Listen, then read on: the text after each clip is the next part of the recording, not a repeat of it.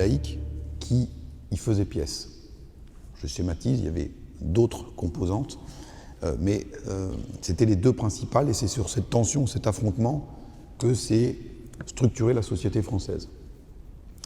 Ces deux piliers constitutifs, en l'espace de quelques décennies, se sont totalement disloqués, et c'est sur la base de cette dislocation que s'est déployé, de notre point de vue, le processus d'archipélisation qui aboutit à la fragmentation de la société, avec une convergence d'un certain nombre de phénomènes de nature différente, mais qui se sont déployés à peu près dans la même période, c'est-à-dire des années 60-70 pour certains, début des années 80 pour les autres, jusqu'à maintenant. Nous nous sommes appuyés pour cette analyse sur trois types d'outils. D'une part, bien évidemment, les sondages d'opinion, qui sont, de notre point de vue, très importants et utiles pour mesurer des évolutions dans les croyances, les habitudes, les comportements. Mais ces sondages, ils ont un défaut, c'est qu'ils sont très jacobins. Ils sont faits depuis Paris et généralement sur des échantillons de 1000 personnes, parce que c'est un bon compromis entre la fiabilité de l'outil et le prix de l'enquête. Et donc, si ces sondages à 1000 personnes sont tout à fait utiles pour comprendre ce qui se passe au global, on ne peut pas descendre à un niveau d'analyse géographique. Par des niveaux régional, par exemple, sur un sondage de 1000 personnes, c'est compliqué. Or, il nous est apparu, parce que mon co-auteur et moi-même, on est géographe de formation, que de plus en plus, les phénomènes sociaux qui se déploient dans notre pays ont une dimension géographique ou territoriale très marquée, ne serait-ce que la crise des Gilets jaunes qui nous est venue nous le rappeler encore une fois. Donc pour compléter ce dispositif méthodologique, à côté des sondages jacobins, on a utilisé la cartographie à différentes échelles, et vous verrez dans le livre, pour ceux que ça intéresse, il y a des échelles départementales, mais on descend parfois de manière très profonde jusqu'au bureau de vote pour analyser des différences de quartier à quartier, puisque l'archipélisation ou la fragmentation, elle s'opère au sein même du tissu urbain. Parfois, en changeant d'une rue, on change d'univers, on change de monde. Et troisième outil qui a été utilisé, plus inattendu, mais qui s'est révélé à l'analyse et à l'usage extrêmement fructueux, c'est l'étude des prénoms. Les prénoms qui sont donnés aux enfants en France. Et pour ce faire, on a mobilisé un gigantesque fichier qui est accessible sur le site de l'INSEE. Alors il est brut de fonderie, il faut aller le structurer, le triturer, mais qui recense depuis 1900 toutes les naissances intervenues en France, année par année, département par département, avec le premier prénom qui a été donné. Et vous verrez tout au long de la présentation que cette analyse des prénoms est extrêmement éclairante pour matérialiser un certain nombre de processus ou d'évolutions qui se sont produits au cours des dernières décennies, voire parfois depuis plus longtemps, dans la société française. Donc je referme la parenthèse méthodologique et je reviens donc au sort qui a été celui de la matrice catholique structurante qui, en l'espace de quelques décennies, s'est totalement disloquée. Bien évidemment, on n'a pas la prétention d'être les premiers à parler de déchristianisation de la société française et de déclin du catholicisme. Il y a des gens émérites qui ont travaillé et qui ont écrit sur le sujet bien avant nous. Je pense notamment à Marcel Gauchet et son livre sur le désenchantement du monde, qui a été publié au début des années 80.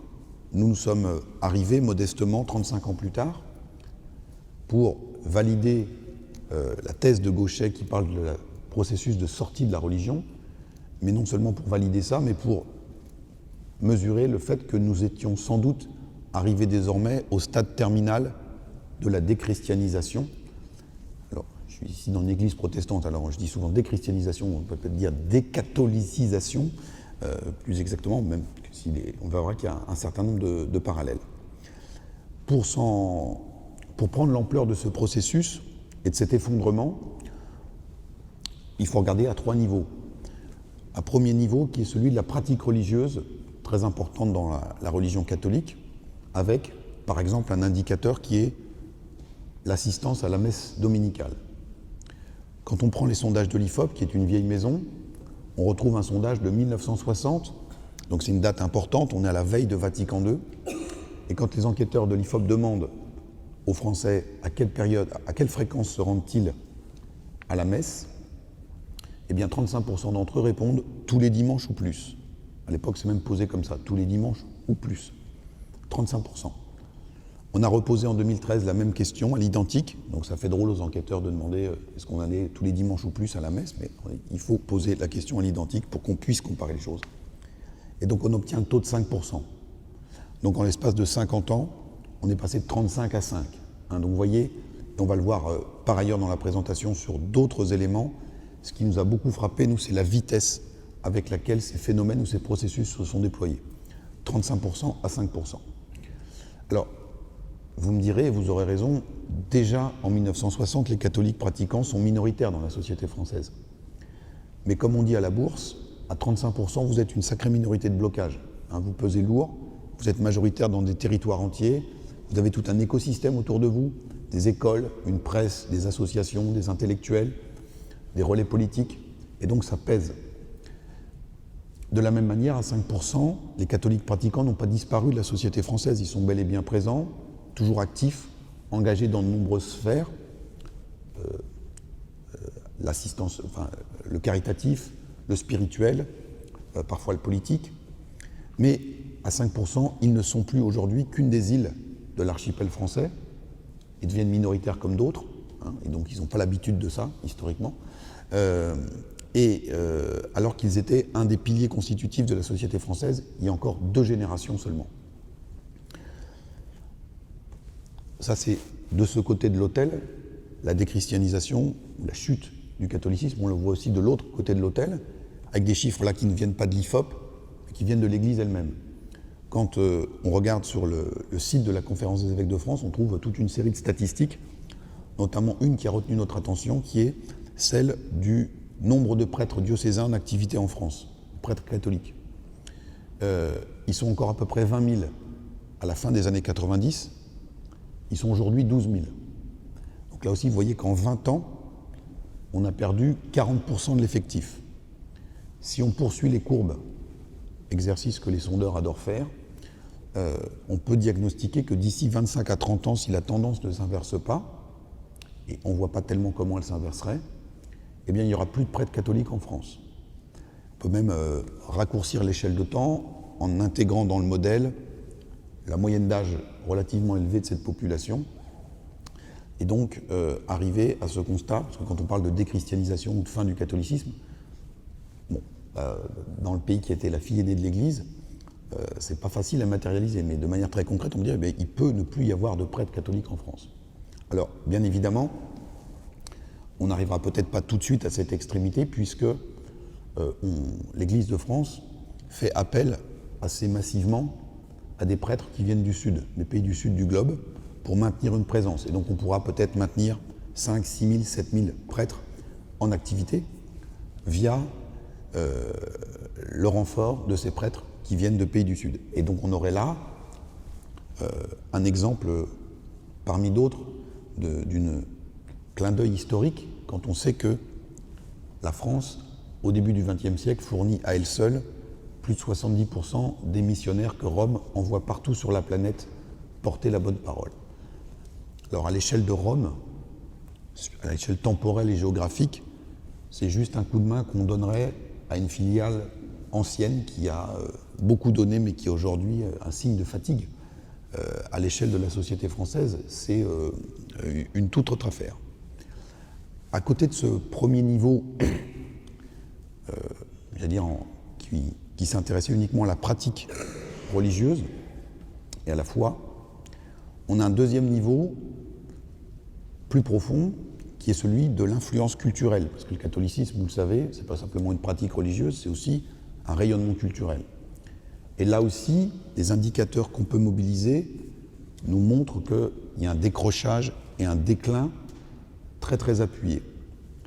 On va, pour l'illustrer, prendre une première fois le cas des prénoms. Si on prend au hasard le prénom Marie, qui est extrêmement connoté culturellement, religieusement, Marie, en 1900, est un prénom qui est donné à une petite fille sur 5 qui va naître en France cette année-là. 20% des petites filles s'appelaient Marie. C'est une moyenne nationale. Ici, en Île-de-France, où la déchristianisation était précoce, on est déjà à peine à 10% de Marie, mais dans des départements qui étaient à l'époque très catholiques, les Vosges, le Finistère. C'est une petite fille sur deux qui naît cette année-là qui reçoit ce prénom-là. Donc vous voyez l'influence du catholicisme qui allait jusqu'à conditionner ou orienter très clairement le choix des prénoms qui étaient donnés par les familles à leurs enfants. Pour les garçons, c'était Jean. 16% des garçons s'appelaient Jean en 1900. Si on revient à Marie, eh bien aujourd'hui, Marie est un prénom qui est donné à 0,3% des petites filles qui naissent en France aujourd'hui. Donc on est passé de 20 à 0,3 en un peu plus d'un siècle. Et là, vous avez une illustration du déclin de l'influence culturelle du catholicisme. Mais tout ça va encore un cran plus loin. Le catholicisme et le christianisme fournissaient ou fournissent aussi, ont fourni à nos sociétés une grille de lecture et une vision du monde. Et tout ça influait très fortement sur notre conception anthropologique. Le rapport au corps, le rapport à la mort, la sexualité, la hiérarchie entre les espèces, tout ça était très fortement imprégné par cette grille d'analyse et cette culture judéo-chrétienne. Sur un très grand nombre de ces sujets, ce consensus-là n'existe plus. Quand je parle de consensus, c'est que, qu'on soit catholique, protestant ou complètement athée, on enterrait les morts pendant des siècles et des siècles. On considérait que l'animal devait être respecté en tant que créature de Dieu, mais il avait quand même été créé pour être au service de l'homme et accessoirement pour être mangé. Et donc qu'on soit communiste ou catholique pratiquant, on s'accordait à peu près là-dessus, au moins. On se battait sur autre chose. Ces fondamentaux-là sont complètement remis en cause aujourd'hui par une part grandissante de la population. Quand on regarde les statistiques, une majorité de nos concitoyens souhaitent aujourd'hui se faire incinérer plutôt que se faire enterrer. Si on reste sur la question du rapport au corps, il y avait une pratique qui était, dans les textes, combattue par l'Église, pas tellement sous nos latitudes où elle était peu pratiquée, c'était la pratique du tatouage. En disant, le corps humain a été créé à l'image de Dieu et donc il est interdit de scarifier ou de le marquer. Aujourd'hui, nous avons 18% de la population française qui est tatouée. 18%. Chez les personnes de plus de 65 ans, c'est 1%. Donc si monsieur n'a pas fait son service militaire dans la Marine nationale et qu'il n'a pas voyagé sous des tropiques clémentes, ou si on n'exerçait pas un certain nombre de professions très particulières, il n'y a quasiment aucune chance statistique que vous soyez tatoué. Parmi les enfants et les petits-enfants de ces personnes de plus de 65 ans, les moins de 35 ans, ils sont tatoués à hauteur de 35%. Il y a 4000 artisans tatoueurs en France. Donc avant qu'on réforme la carte des cantons, il y avait 4000 cantons. Donc on peut dire qu'il y avait à peu près un artisan tatoueur par canton. Donc là aussi, vous avez une illustration des changements anthropologiques très profonds et qui se produisent de manière accélérée. Autre sujet, j'en ai parlé juste avant, la hiérarchie des espèces.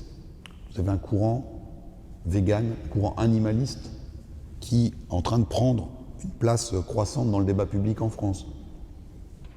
Il y a 1 an aux élections européennes, enfin 6 mois, un parti animaliste, avec une jolie affiche de chats et de chiens, se présente aux élections européennes, ils font 2% des voix.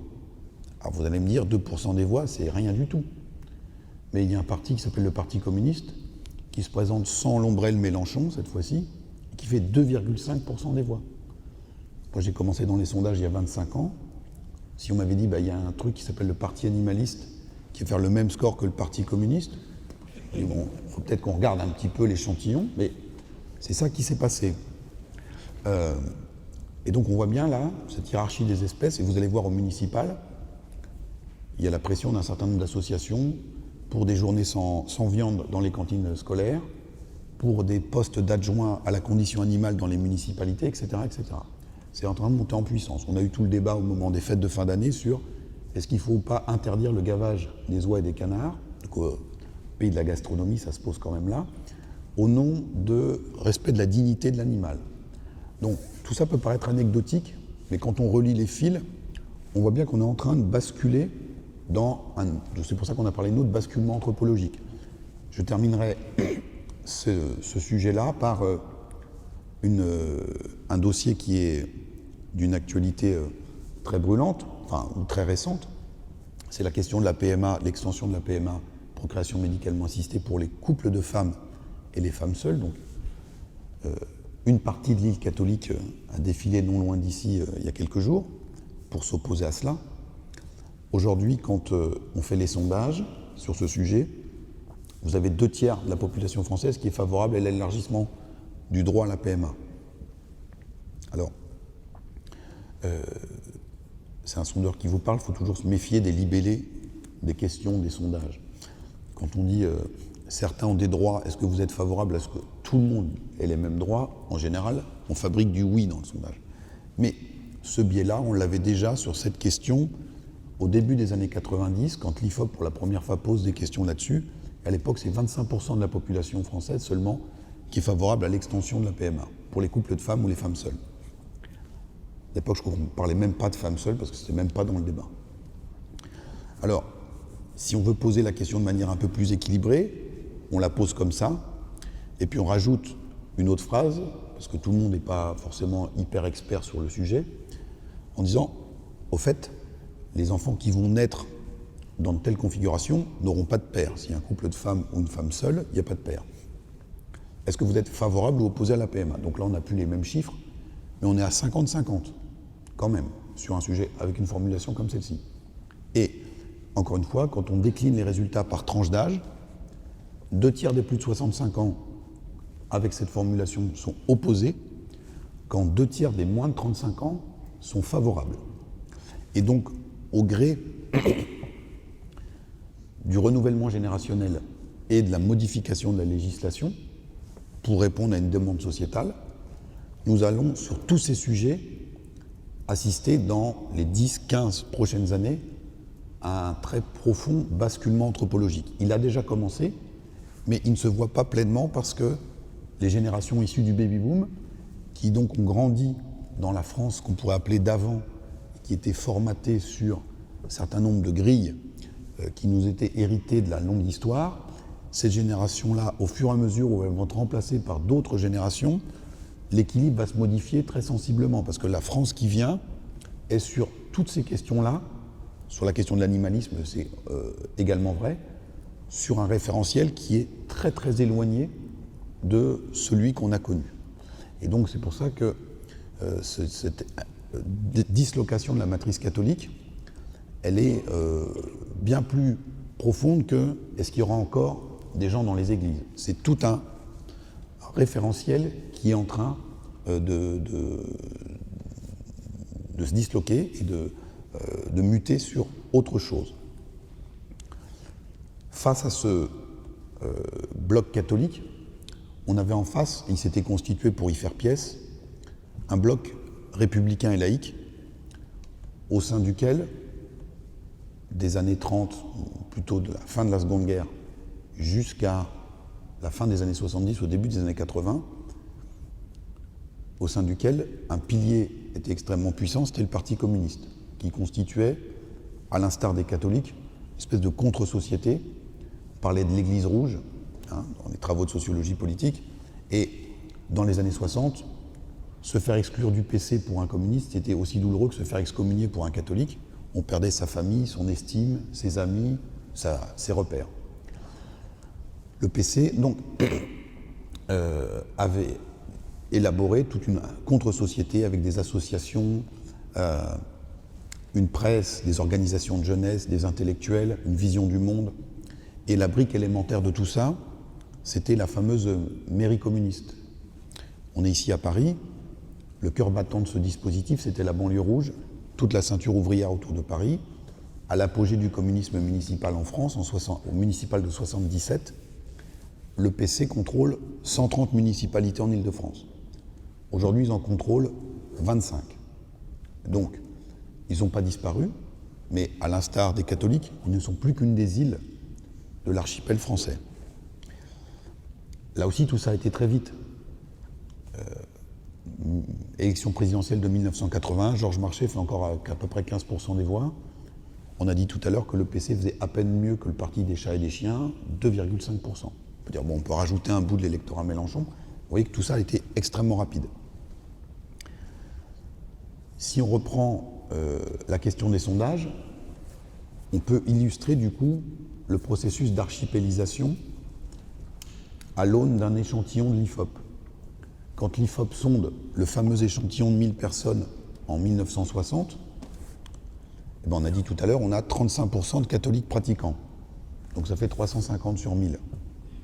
Et puis on a à peu près 20 à 25% de communistes. Alors on va dire 250.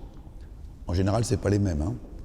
Donc on a à peu près 600 personnes qui sont déjà affectées dans 2 cases. Il me reste 400 personnes sur 1000 affectées dans les autres cases de la société française de l'époque. Aujourd'hui, quand je fais le même exercice, j'ai 25 communistes et 50 catholiques pratiquants.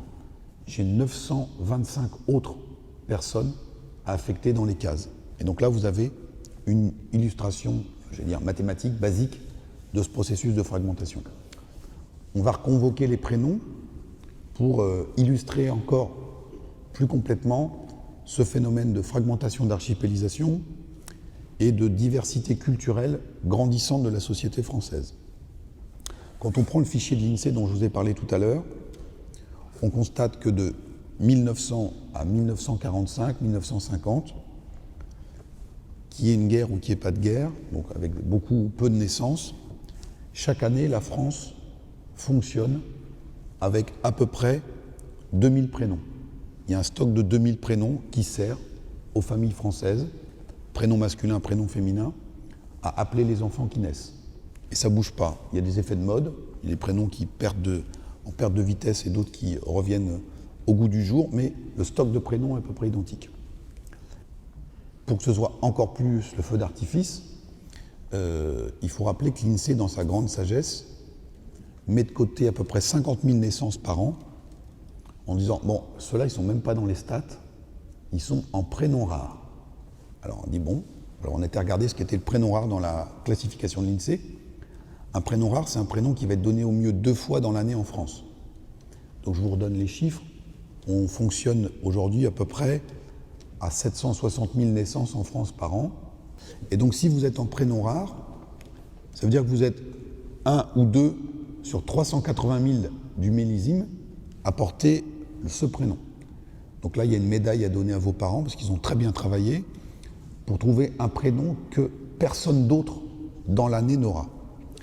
Blague à part, vous voyez bien que là, le principe actif, c'est la distinction. Il faut que mon enfant soit unique et singulier par rapport aux autres.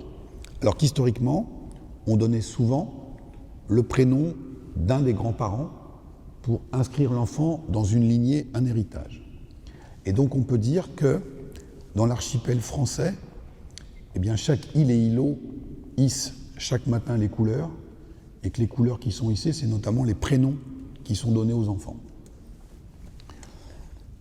À côté de l'Église et d'autres institutions qui donnaient cette unité culturelle à la France, on a d'autres acteurs, nature très très différente. Je pense aux grands médias de masse, au premier rang desquels la télé. Je ne mets pas les églises au même rang que la télé, mais pas ici, mais tout ça donnait une grille de lecture commune. Si on prend la plus puissante des chaînes à l'époque, TF1, à la fin des années 90, c'est 40% d'audience. Aujourd'hui, c'est 20% pour TF1. Là aussi, en 20 ans seulement, l'audience a été divisée par 2. Alors, on ne va pas pleurer, il se porte encore très bien et beaucoup adoreraient faire 20% d'audience dans un paysage audiovisuel extrêmement fragmenté. Mais vous voyez la perte en ligne absolument spectaculaire qui s'est opérée. Et on rappelle aux plus jeunes ici que quand TF1 fait 40% d'audience, on a une époque où il n'y a pas de replay. Ça veut dire que le lendemain matin, dans la cour d'école, à la machine à café ou à l'atelier, eh bien 4 personnes sur 10 qui ont regardé la télé ont vu la veille le même programme, le même débat, le même film, le même reportage à la même heure. Et on est d'accord ou on n'est pas d'accord, mais on a un sujet de discussion ou d'engueulade commun. Aujourd'hui, on a une audience qui est complètement fragmentée, avec Netflix, par exemple, qui est en audience cumulée, aujourd'hui, l'équivalent de la 4e ou 5e chaîne française. Et dans Netflix, il y a une palette infinie de séries, etc., etc. Donc là, vous avez un autre élément de cette fragmentation et de cette diversification sans fin. Alors, ça, c'est la toile générale. Et maintenant, on va revenir peut-être sur 3 processus sociologiques et démographiques importants qui se sont déployés au cours des dernières décennies pour un peu expliquer la structuration de l'archipel. Le premier concerne le haut de la structure sociale et ce qu'on a appelé, nous, de manière un peu provocatrice, la sécession des élites. Qu'est-ce à dire? Eh bien qu'on a une élite, il y en a toujours eu, mais qui s'est élargie, mais qui, en s'élargissant, s'est aussi très fortement coupée du reste de la population. Alors comment ça s'est produit? Eh bien, d'une part parce qu'on a eu, et de manière tout à fait souhaitable, une forte démocratisation de l'accès à l'enseignement supérieur. Et donc aujourd'hui, ça aboutit au fait qu'on a une population diplômée du supérieur qui est bien plus nombreuse qu'elle ne l'était dans les années 60. Mais quand vous êtes 20% de la population, pas d'une classe d'âge, de la population totale, eh bien, vous ne vous comportez pas, ou plus, comme quand vous étiez 3%. À 3%, les protestants le savent, on est obligé d'être en contact avec les autres. Parce que sinon, on tourne un petit peu en rond. À 20%, on peut totalement vivre dans son bocal, et cela d'autant plus que, au cours des dernières décennies, ces populations ont eu tendance à se concentrer géographiquement, dans le cœur des grandes agglomérations, là où il y a les emplois qui sont pourvus par ces populations. On est ici à Paris, dans le 8e arrondissement, donc on est au cœur du phénomène. Le recensement de l'INSEE sur Paris, en 82, nous indique que 25% de la population parisienne est cadre ou profession intellectuelle. On a 45% aujourd'hui. Ça, c'est la moyenne parisienne. C'est-à-dire que si on va un peu plus à l'est, on va tomber en dessous, mais ici, on est à plus de 50%. Ça, c'est pour Paris, mais si ce soir, en partant d'ici, vous prenez votre voiture et que vous roulez plein ouest, vous pouvez aller jusqu'à Versailles et un peu plus loin encore, et faire 30 à 40 km en ne traversant que des communes dans lesquelles les cadres et les professions intellectuelles sont majoritaires. Donc c'est des kilomètres et des kilomètres carrés, des centaines de milliers d'habitants, et c'est un énorme écosystème qui s'est mis en place, où il y a tout ce qu'il faut, les écoles, les commerces, les lieux de vie, les lieux de travail, les logements, les lieux culturels, pour pouvoir vivre de manière relativement autonome. Ce phénomène de découplage, il a été d'autant plus amplifié qu'un certain nombre d'institutions qui permettaient, notamment dans les jeunes générations, qu'on se croise, on se côtoie, on se fréquente, soit ont disparu, soit sont en crise. Celle qui a disparu, vous l'avez en tête, c'est le service militaire.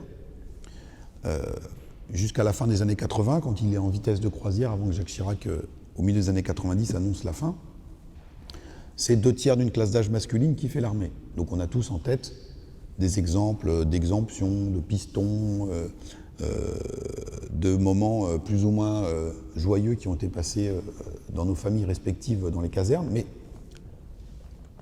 ces anomalies mises à part, c'est 2/3 d'une classe d'âge masculine, quel que soit le niveau de diplôme du jeune. Et aujourd'hui, quand vous discutez avec des messieurs d'un certain âge et d'une certaine condition sociale, ils vous disent souvent que la seule fois où ils ont vécu ou échangé un peu longtemps avec des fils d'ouvriers ou des fils de paysans, c'était dans leur chambrée à l'armée. Cette expérience sociale ou sociologique n'est plus possible aujourd'hui pour les enfants ou les petits-enfants de ces messieurs. Même si le service national universel est appelé à monter en puissance, il va concerner aussi les jeunes filles, mais on n'est pas sur la même ampleur de durée que le service militaire à l'époque. Autre institution qui, elle, n'a pas disparu, l'école. Mais l'école, aujourd'hui en France, est très segmentée. Et on a parlé tout à l'heure de la dislocation de la matrice catholique. Quand une matrice se disloque, c'est comme un édifice qui s'effondre. Je ne vais pas faire de parallèle. Il y a souvent des beaux restes quand même dans ces décombres. Et la dislocation de la matrice catholique, un des éléments qui tient encore parfaitement debout, c'est son réseau d'écoles. L'école privée en France, c'est essentiellement catholique, d'obédience, et ça permet de scolariser à peu près 15% de l'ensemble des enfants. Donc c'est beaucoup. Sauf qu'on a vu tout à l'heure qu'on n'a plus que 5% de catholiques pratiquants. Et si on va être un peu sévère, ou cruel plus exactement, on ajoutera que ces 5% sont en plus souvent plus âgés que la moyenne. Donc ils peuvent avoir tendanciellement un peu moins d'enfants. Donc du coup, il manque des clients pour nos écoles privées. Et alors que jusqu'au début des années 80, en tendance, ces écoles recrutaient d'abord sur une base confessionnelle, ou prioritairement. Les habitudes, on était catholique, donc on allait à Saint-Joseph, à Sainte-Marie, etc., etc. Aujourd'hui, notamment dans les grandes villes, le recrutement il se fait sur une base sociologique. Les enfants de cadre, profession intellectuelle, ils ne vont pas les mettre dans le public, ou aller dans le privé parce que le niveau s'effondre, etc. Et donc on a là aussi un phénomène de segmentation sociale très profond qui s'opère. Notre pays est un des pays qui dépense le plus, à la fois en volume et en taux, pour son éducation. Et on se fait ratatiner à chaque classement PISA, à la fois sur le niveau, donc c'est pas tellement le sujet de mon propos, mais aussi sur le fait de savoir si l'origine sociologique ou sociale des enfants conditionne leur réussite scolaire. C'est chez nous que c'est le plus prédictif, alors qu'on dépense, comme dirait le président, un pognon de dingue dans l'éducation. Donc on voit bien que ces logiques-là aussi sont très fortes. Et puis troisième institution qui permettait, ou qui permet encore, mais qui permettait plus exactement, un certain brassage dans la jeunesse, c'était les colonies de vacances. Alors elles n'ont pas disparu. Il y a à peu près 800 à 900 000 enfants qui partent en colo tous les étés encore. Ces colonies, elles sont organisées pour l'essentiel par des collectivités locales, des mairies, des conseils généraux, des conseils départementaux. De manière très légitime, ces organismes pratiquent des tarifs très sociaux pour permettre aux enfants des familles les plus défavorisées de partir en vacances et souvent d'aller voir la mer. Donc ce faisant, on spécialise ces colonies de vacances plutôt sur ces publics-là. Les enfants de ceux qui habitent entre ici et Versailles, ils partent souvent aussi en séjour collectif, mais pour se perfectionner en anglais, pour apprendre le poney, découvrir la plongée. Et tout ça, souvent, c'est privé, donc c'est un coût. Et donc, qui dit coût, dit filtrage social. Et en général, on se retrouve entre enfants de même conditions, de même milieu, dans ces séjours. Et puis, il y a les enfants des gilets jaunes. Alors, les gilets jaunes, leurs parents gagnent trop pour avoir le droit aux tarifs sociaux, donc ils ne partent pas en colonie de vacances, mais pas assez pour payer le stage de poney. Donc, ils vont rester à la maison ou ils vont partir en famille, et là aussi, le brassage s'opère beaucoup moins bien. Et donc vous voyez que par de multiples facettes, donc il n'y a pas eu de grand ordonnateur de ce phénomène de sécession, mais progressivement ça s'est opéré. Là encore, on peut prendre aussi l'exemple des médias, qui jouent un rôle dans tout ça, en tout cas certains d'entre eux, pas forcément de manière consciente.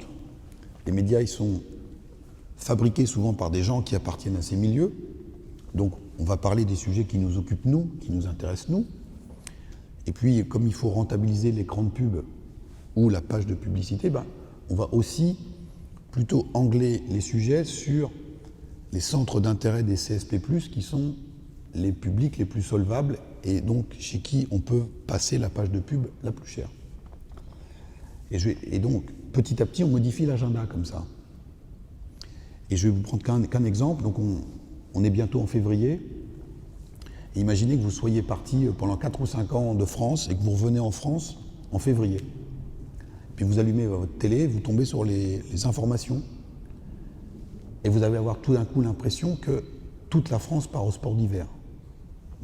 On a la météo des neiges avec taux d'enneigement en haut, en bas des pistes, station par station, massif par massif, combien de kilomètres de bouchons en Tarentaise, etc. etc. Mais on pourrait chronométrer la durée de la météo des neiges, c'est à peu près la même que la météo normale. Et donc pour vous rassurer, vous irez regarder les chiffres de l'IFOP, parce qu'il faut toujours regarder les chiffres de l'IFOP. Et vous verrez que les Français qui partent au ski tous les ans en février, c'est 5% de la population. Regardez le poids que ça prend dans les informations générales.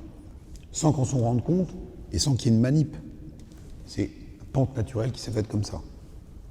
Et donc face à cette sphère d'en haut qui s'est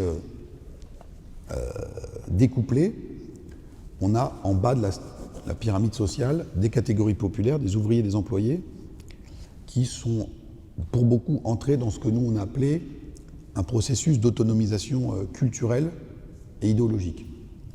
Alors vous allez me dire, bon, le terme est un peu compliqué, alors là aussi on va reprendre les prénoms pour illustrer ou expliquer les choses. Il y a une théorie en économie qui est très contestée, qui est la théorie du ruissellement. Donc moi je ne suis pas économiste, je ne me prononce pas sur le sujet, mais des sociologues avaient montré en revanche que cette théorie du ruissellement, elle fonctionnait très bien dans le choix des prénoms. On a vu tout à l'heure qu'il y avait des effets de mode comme ça, et donc il y avait des cycles de vie des prénoms. Et ça obéissait à la logique du ruissellement, c'est-à-dire qu'une mode en général était lancée par le haut de l'édifice social, et pas n'importe qui, les milieux artistiques, culturels, qui lançaient des modes en choisissant des prénoms originaux pour leurs enfants. Avec quelques temps d'écart, les chefs d'entreprise, les cadres, reprenaient à leur compte ces prénoms. Et puis, le prénom cheminait dans les classes moyennes, chez les enseignants, puis les ouvriers, les employés, les artisans, et puis même, avec pas mal d'années de retard, ça finissait par arriver jusque dans les milieux paysans. Quand au bout du compte, le haut de l'édifice social se rendait compte avec effroi que les prénoms donnés étaient repris par tout le monde, on se disait inconsciemment qu'il était grand temps d'en changer, et donc il y avait une nouvelle noria qui s'enclenchait, et on partait pour un nouveau cycle de vie des prénoms. Ce phénomène de ruissellement, il a été cassé au milieu des années 80. Il y a encore des modes, mais quand elles sont lancées par le haut de la pyramide, en général, ça s'arrête à peu près au milieu, ça descend plus en dessous. Et inversement, on a eu des modes pour certains prénoms, types de prénoms, qui ont été extrêmement massives, extrêmement spectaculaires, mais qui ont concerné, pour l'essentiel, les milieux populaires. Le cas le plus emblématique, c'est l'engouement très puissant de milieu des années 80 au milieu des années 90 pour les prénoms anglo-saxons, avec la figure emblématique pour les garçons de Kevin. Kevin, c'est le prénom français, non pas français justement, le prénom qui a été masculin, qui a été le plus donné en France 7 années de suite, 89-96. À l'époque, on est à peu près à 3 000 à 4 000 prénoms différents de garçons, donc il y a une palette énorme, et il y a un prénom qui est number one pendant 7 ans, Kevin. Et donc au bout du bout, on a maintenant au compteur 160 000 Kevin en France. Et vous ajoutez Jason, Dylan, Brian, etc., etc. À l'apogée de ce phénomène, en 1993, on a 13% des garçons qui reçoivent un prénom anglo-saxon, 13%. Et donc, on a été regarder la carte de France des prénoms anglo-saxons. Où est-ce qu'ils sont le plus donnés? On a fait la carte des Kevin. Et on a vu apparaître une géographie particulière. Tout le nord-est de la France et une excroissance dans le sud-est, Var et Alpes-Maritimes. Alors, comme beaucoup de gens, on a des déformations professionnelles. Et donc, quand on a vu cette carte, on a dit, mais elle nous fait penser à quelque chose. Elle ressemble quand même curieusement à la carte du deuxième tour de l'élection présidentielle, à la carte du vote Le Pen. Mais on a appris à l'école que corrélation n'était pas raison. C'est parce qu'il y a deux cartes qui se ressemblent qu'il y a un lien statistique entre les deux. Mais on avait une petite idée derrière la tête, parce que ça fait longtemps qu'on travaille sur le Front National. Donc on a sorti le livre avant les élections européennes et on avait constaté qu'il y avait un petit gars qui était en train de monter dans l'organigramme, à tel point qu'il est devenu tête de liste pour les européennes, il s'appelle Jordan Bardella. Puis on se souvenait aussi que le maire de Hénin-Beaumont, la commune fief de Marine Le Pen, il s'appelle Steve Riouat. Et vous pourrez regarder, aux prochaines élections municipales, les prénoms de bon nombre de candidats du Rassemblement national. Ce n'est pas tous, mais il y a une forte prévalence des prénoms anglo-saxons. Il y avait aussi une forte prévalence de ces prénoms dans les reportages qui étaient consacrés aux Gilets jaunes sur les ronds-points. On en a vu beaucoup de ces prénoms anglo-saxons. Et si je reviens à mon Front National, ces prénoms-là, en revanche, aux dernières élections régionales ou départementales, on ne les croise jamais quasiment dans les listes présentées par les autres partis. Comme s'il y avait une osmose entre une partie importante des milieux populaires et le Front National, et qu'une partie importante de ces milieux se reconnaissait dans le Front National, que le Front National faisait une place à ces publics, et que les autres partis ne faisaient pas de place à ce public. Si on reprend notre voiture qu'on a laissée à Versailles, et qu'on va parcourir cette France-là du nord-est, on peut aller, on va partir des Vosges, et on va aller jusqu'à Calais en voiture. Alors on fait un rallye sociologique, donc comme dans tous les rallyes, il y a des règles, des contraintes. Il y en a une importante, c'est de ne pas traverser une agglomération type préfecture ou autre. Donc on passe à l'écart des villes importantes. Donc en gros, on prend les routes à 80 km/h. Et donc là, on peut faire plusieurs centaines de kilomètres entre, on va dire quoi, Épinal et puis Calais. Et vous n'allez traverser que des communes dans lesquelles Marine Le Pen était majoritaire au deuxième tour. Rappelez-vous du climat de l'entre-deux tours de la présidentielle, où il y a eu, comme dans d'autres occasions, un très fort tir de barrage contre le Rassemblement national. Donc au nom des valeurs, la xénophobie, le racisme, etc. Au nom de l'incompétence économique, avec la proposition phare de sortie de l'euro. Et puis vous ajoutez à cela le ratage complet de la candidate elle-même dans son débat, son plantage, dans son débat d'entre-deux tours. Et donc avec tout ça, eh bien, voter pour le Rassemblement national et pour Marine Le Pen au deuxième tour de la présidentielle, c'est voter pour les parias. C'est voter pour les parias. Eh bien, dans toute cette France qu'on a parcourue en voiture, les parias sont majoritaires. Et donc là, vous avez une île énorme de l'archipel français qui a fait sa sécession ou son autonomisation culturelle et idéologique avec ce qui vient d'en haut. Qu'il s'agisse des prénoms à donner, des consignes de vote, même des consignes de santé publique, taux d'obésité, etc., etc. On a une population qui est aujourd'hui en défiance et en rupture totale, qui s'affrontent. Voilà. Ça, c'est pour le haut et le bas.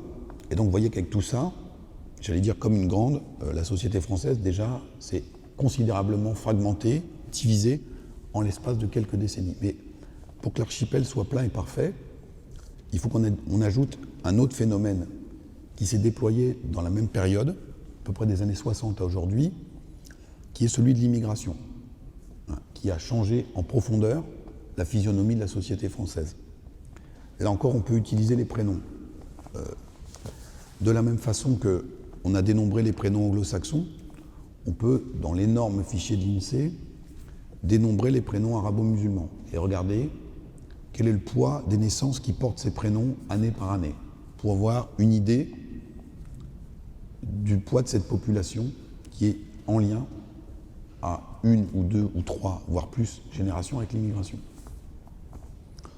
De 1900 à 1950, on a 0% de naissances avec ces prénoms, sachant que le fichier de l'INSEE a expurgé les départements d'Algérie. Donc voilà, il résonne sur la France d'aujourd'hui. Donc si en France métropolitaine, c'est 0%. En 1960, c'est 1% des naissances. En 2016, c'est 19% des naissances. Donc on est passé de 1 à 19%, là aussi, vous voyez la vitesse d'évolution des phénomènes, en 50 ans, 1 à 19%. Alors ce chiffre, il a été énormément commenté, et donc il s'agit de l'analyser maintenant. D'abord de dire que c'est 19% des naissances. C'est donc pas 19% de la population, c'est 19% de la population de demain, la France de demain. Premièrement. Deuxièmement, à 19%, on peut raconter ce qu'on veut, mais on est de facto dans une société qui est multiculturelle aujourd'hui. Et certains s'en lamentent, d'autres s'en félicitent. Nous, ce n'est pas notre sujet, c'est juste de mesurer et de prendre acte. Troisièmement, 19%, ce n'est pas un bloc homogène. Quand vous regardez, alors c'est mon co-auteur qui a fait ça, qui a passé ses nuits, les milliers de prénoms qu'on a rattachés à cette catégorie arabo-musulmane, vous avez beaucoup de prénoms maghrébins. Mais dans les prénoms maghrébins, on a des prénoms kabyles et des prénoms qui ne sont pas kabyles. On a aussi toute une famille de prénoms turcs. Mais dans les prénoms turcs, vous avez des prénoms kurdes et des prénoms non kurdes. Et l'actualité récente nous a montré que ce n'étaient pas les mêmes. Et puis, nous avons aussi beaucoup de prénoms qui viennent d'Afrique subsaharienne, du Sahel, là où l'islam est majoritaire, mais qui ne sont pas des pays arabes ou maghrébins. Donc en fait, on a un archipel qui s'est adjoint à l'archipel principal. Et donc ça donne cette physionomie-là. Ce qui nous a beaucoup interrogé aussi, c'est non seulement la vitesse à laquelle ce phénomène s'est produit, mais aussi le fait que, manifestement, génération après génération, ces familles, très majoritairement, continuent de donner ce type de prénom à leurs enfants, alors même que d'autres enquêtes, qui ne sont pas de l'IFOP, montrent que porter ces prénoms dans la société française d'aujourd'hui expose de manière très certaine le porteur à de sérieux risques de discrimination pour trouver un emploi ou pour trouver un logement. On peut faire l'hypothèse que les familles qui donnent ces prénoms ont elles-mêmes expérimenté ces formes de discrimination à un moment donné de leur existence. Sauf que, au moment de donner un prénom à leurs enfants, on redonne très massivement ces prénoms. On peut comprendre l'attachement familial, traditionnel, religieux à ces prénoms, ce qui est tout à fait légitime, mais on est là sur quelque chose qui est très particulier, parce que le fichier de l'INSEE remonte à 1900, et donc nous sommes allés regarder ce qu'il en avait été pour d'autres vagues d'immigration à d'autres périodes de notre histoire en termes de choix des prénoms. Et donc on a pris par exemple le cas de l'immigration polonaise dans le Nord-Pas-de-Calais.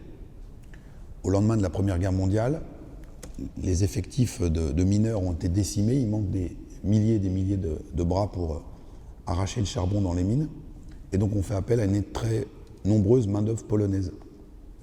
Ils arrivent avec femmes, souvent après enfants, et on voit apparaître dès 1919 dans le fichier de l'INSEE une proportion non négligeable de naissances avec des prénoms polonais dans le Pas-de-Calais. Alors vous allez me dire, ça veut dire que là, la loi Napoléon n'était pas appliquée. C'est pas que dans le Pas-de-Calais, on était moins zélés qu'ailleurs, mais c'est que les familles qui donnaient ces prénoms, comme les officiers d'état civil qui enregistraient, tout le monde était persuadé que ces gens-là étaient là que pour 5 ou 10 ans.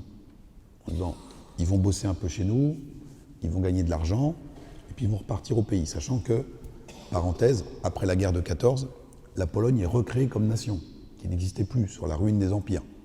Et donc les Polonaises disent, pour la première fois, on a un pays à nous, et donc on vient gagner un peu d'argent en France, on repart. Et donc on donne des prénoms polonais aux enfants, on leur parle polonais à la maison, etc., etc. Sauf qu'ils sont restés. Bon. Eh bien, en l'espace d'une génération, ces prénoms polonais ont disparu de l'état civil en France. En Pas-de-Calais, il n'y a plus de prénoms polonais à partir de 1945, ou de manière très résiduelle.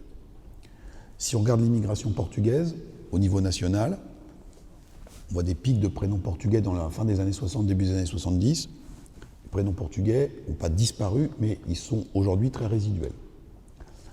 Et on a fait aussi l'analyse sur les prénoms asiatiques.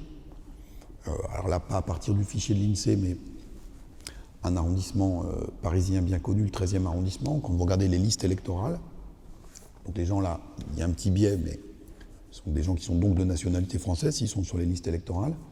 Parmi les porteurs de patronymes asiatiques, 50% ont dans la colonne d'à côté un prénom français ou européen.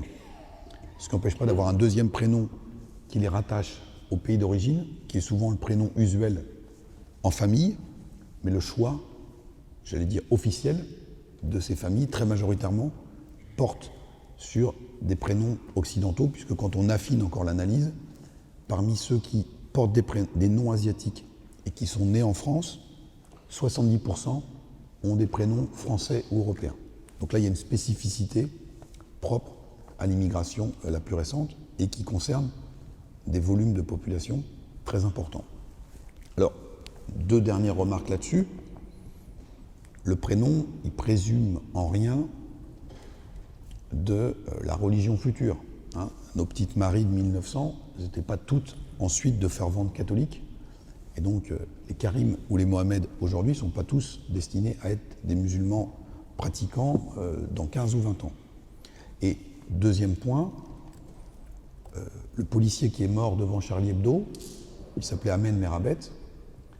Les 3 premières victimes de Mohamed Merah à Toulouse étaient des parachutistes français d'origine maghrébine qui portaient des prénoms maghrébins. Et puis 10% des soldats français qui sont tombés en Afghanistan, donc sur 90 soldats qui sont tués, à peu près une dizaine, en combattant les talibans, ils portaient aussi ces prénoms. Donc on peut tout à fait porter ces prénoms et payer le prix du sang pour la nation. Donc je referme la parenthèse parce que souvent ça a été instrumentalisé, cette question des prénoms. Non, on l'utilise comme outil qui permet d'objectiver une diversification croissante dans la démographie de notre population, mais aussi dans les références et les attaches culturelles. Donc c'est pour ça que le sous-titre du livre, c'est « Nation multiple et divisée ». Donc vous voyez qu'avec tout ça, il était illusoire de penser que notre paysage électoral allait continuer de fonctionner sur le bel ordonnancement gauche-droite, comme ça avait été le cas pendant des décennies et des décennies. Et donc, on avait eu des secousses, si on fait un parallèle avec la sismique, des secousses annonciatrices, un peu avant-coureurs. Milieu des années 80, on a l'émergence du Front National, en lien avec la prise de conscience dans la société française que l'immigration est là, et comme pour les Polonais dans les années 20, ces gens-là, entre guillemets, ne sont pas amenés à repartir, qu'ils ont fait racine ici. 83, c'est l'année de la marche des beurs, c'est l'année de la grande grève, des grandes grèves dans l'automobile, où beaucoup d'ouvriers qui sont sur les écrans de télé partout en France sont issus de l'immigration. Il y a toute une série aussi de faits divers dans les banlieues ou autres qui font surgir dans l'inconscient collectif l'idée que cette population était là pour rester. Donc on a la réplique un an après aux élections européennes, on a un vote d'extrême droite qui se structure sur un discours anti-immigré. On a 1992, le traité de Maastricht, où là on a une France qui est coupée en deux, 51-49, et quand on regarde les cartes, on ne retrouve plus la carte de gauche et la carte de droite, c'est autre chose. Ça marche plus avec le catholicisme d'ailleurs, mais c'est autre chose. Et donc on voit que les deux familles politiques traditionnelles sont traversées par cette nouvelle ligne de faille qui est le rapport à la mondialisation et le rapport à l'Europe. 2002, l'élimination de Lionel Jospin et l'accès pour la première fois d'un candidat d'extrême droite au deuxième tour de la présidentielle. 2005, les émeutes de banlieue, élément très important sur lequel on revient dans le livre, mais aussi le référendum, le nouveau référendum sur le traité européen, avec cette fois la France du non qui est majoritaire à 55%, et de nouveau une géographie qui est plus du tout gauche-droite et qui est sur des logiques très très différentes. Et puis, dernière secousse annonciatrice, en 2007, l'élection présidentielle, où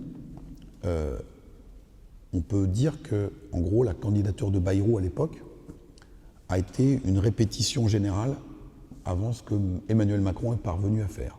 C'est pour ça que je dis à un moment, Emmanuel Macron, un Bayrou qui a eu de la chance. Rappelez-vous, à l'époque, François Bayrou fait 18% des voix, et seulement la vieille société politique n'est pas encore décomposée comme elle l'est aujourd'hui, et la droite et la gauche, PS et UMP, présente des candidats qu'on dirait aujourd'hui disruptifs. C'est-à-dire Nicolas Sarkozy d'un côté, qui est en rupture avec Jacques Chirac, et puis Ségolène Royal, qui n'est pas franchement en odeur de sainteté avec les éléphants du parti. Et donc ça permet à ces deux formations politiques de gagner un peu de temps et d'être encore en finale. Mais les ferments de tout ça étaient déjà là. François Bayrou, c'était le dépassement du clivage gauche-droite, etc., etc. Sauf qu'à l'époque, on lui dit, mais si vous êtes élu, avec qui allez-vous diriger? Parce qu'il n'a pas beaucoup de troupes, et alors il s'en tire par une pirouette, en disant, mais vous inquiétez pas, le jour où je serai président, le lendemain matin, j'ai une pile comme ça de CV sur mon bureau. Mais les Français qui sont un peu prudents se disent, bon, il n'a pas les troupes, il n'a pas l'équipe. Et ce qui s'est passé en 2017, où on retrouve François Bayrou, c'est qu'Emmanuel Macron se lance dans la même démarche. On est 10 ans après, les vieux appareils politiques gauche et droite sont beaucoup plus vermoulus encore. Hein, on rappellera quand même que ni François Hollande, ni Nicolas Sarkozy ont été en capacité de se présenter. Il y en a un qui a été battu à une primaire et l'autre qui n'a même pas osé y aller. Et on a de nouveau quelqu'un qui attaque par le centre, en disant il faut tout faire sauter et recomposer là-dessus. Sauf que lui, comme Bayrou à l'époque, est seul. Il n'a même pas de parti derrière lui. Sauf qu'à un moment, fin janvier, début février, on a justement François Bayrou qui dit « Moi, je soutiens et je me désiste en faveur d'Emmanuel Macron ». Et donc là, pour beaucoup de Français qui ne s'intéressent pas trop à la politique, se disent « Mais quand est-ce qu'on a vu un candidat plus âgé se faire harakiri pour quelqu'un qui, en plus, n'est pas de sa famille politique ?» Il se passe peut-être enfin quelque chose dans le pays, et quelque part, François Bayrou vient donner le coup de pouce à Emmanuel Macron, dont lui-même aurait eu besoin il y a 10 ans, c'est-à-dire en crédibilisant cette démarche de dépassement de la vieille frontière gauche-droite. Et donc ensuite, la mayonnaise commence à prendre. Quelques semaines après, il y a le dépôt des parrainages, et on constate que Emmanuel Macron, sans appareil, reçoit à peu près autant de paraphes de maire que le candidat du PS et le candidat des Républicains, qui, eux, s'appuient sur un maillage extrêmement fourni. Donc il se passe quelque chose dans le pays. Et puis ensuite, on a donc la présidentielle avec une finale entre le parti de Marine Le Pen et Emmanuel Macron, le PS qui s'effondre à 6% au premier tour de la présidentielle, mais qui s'effondre 2 mois plus tard aux législatives avec une trentaine de députés. La droite, en dépit des affaires de costume de M. Fillon, fait quand même 20% au premier tour, ce qui n'est pas rien, et résiste plutôt bien en législative avec une centaine de députés. Mais la foudre va tomber un peu plus tard aux européennes avec les 8% de M. Bellamy et une droite qui aujourd'hui, comme le PS, totalement décomposée. Mais tout ça ne peut se comprendre, cette décomposition de la gauche et de la droite, des repères traditionnels, que par le grand détour qu'on a fait dans l'archipel français. Donc j'espère que je n'ai pas été trop long. D'habitude, c'est les sondeurs qui posent des questions, mais si vous en avez, je suis à votre disposition. Merci de votre attention en tout cas.